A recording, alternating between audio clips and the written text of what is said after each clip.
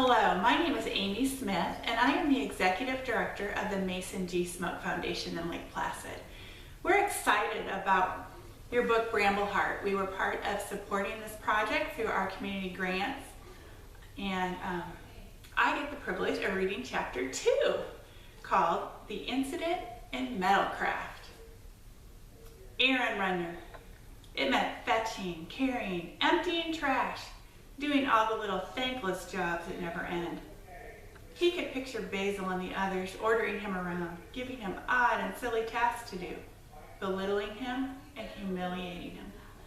He wandered through the forest of mayaples that surrounded the hill, passing the Bureau of Manual Storage. The Bureau held every instructional manual that had been collected by the hill inhabitants since ancient times, manuals written by the two legs. There were stacks and stacks of materials with labels like Ace Vacuum Cleaner Operation and Maintenance and Know Your Lawnmower. The Bureau was sacred and always kept orderly and clean, but nothing there interested Twig.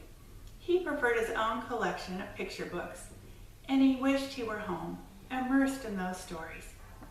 His daydreaming was broken by Lily's soft voice coming from behind him. "Twig, you look lost. Aren't you going to Metalcraft?" she asked. Oh yeah, groaned Twig. Metalcraft. Another reason to get yelled at. Another reason to become an errand runner. Lily looked at him sympathetically. "Come on," she chirped, and gestured with her soft ears at the Bureau of Metalcraft.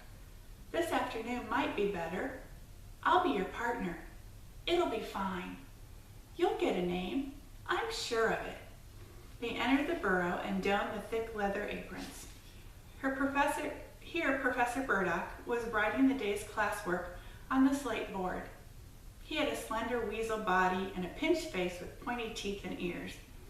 He was an important member of the Hill, next in line as head of the Hill Council.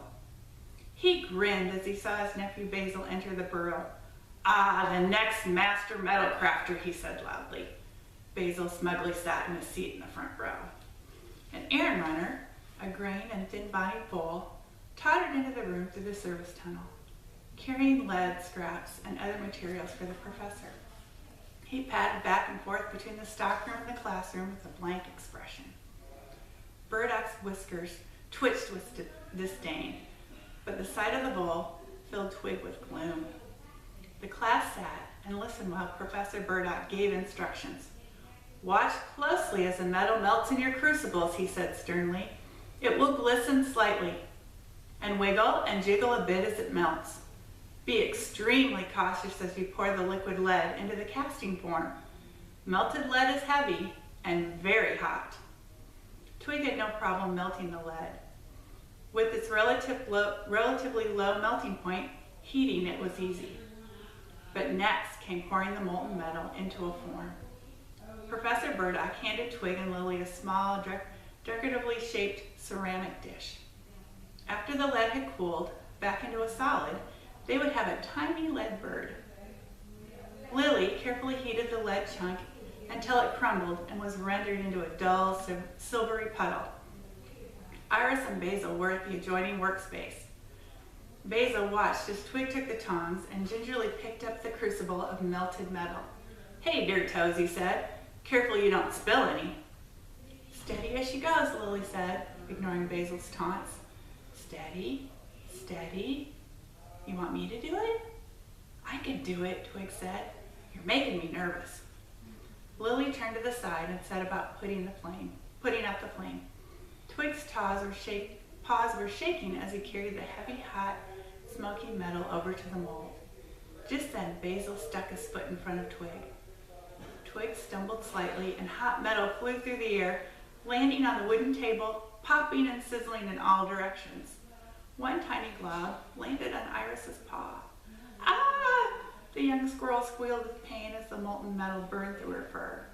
Professor Burdock raced over with some cool water, while the others in the class stared at poor Iris. "Iris, I'm so sorry," squeaked Twig. "Let me help you." He reached for a wet cloth. "I think you've done quite enough," Professor Burdock said sharply, baring his pointy teeth at Twig and grabbing the cloth. "The rest of the class, keep working. Lily, you can continue with the exercise solo. Twig, you are to leave immediately. I'm sorry, Professor Burdock. I tripped and there's no room in my classroom for incompetence. But it wasn't my fault. I tripped over a bit. We will discuss this later. Get your things together and go. Now. Twig glanced at Lily, who looked at him with sympathy. One step closer to errand runner, he sighed to himself.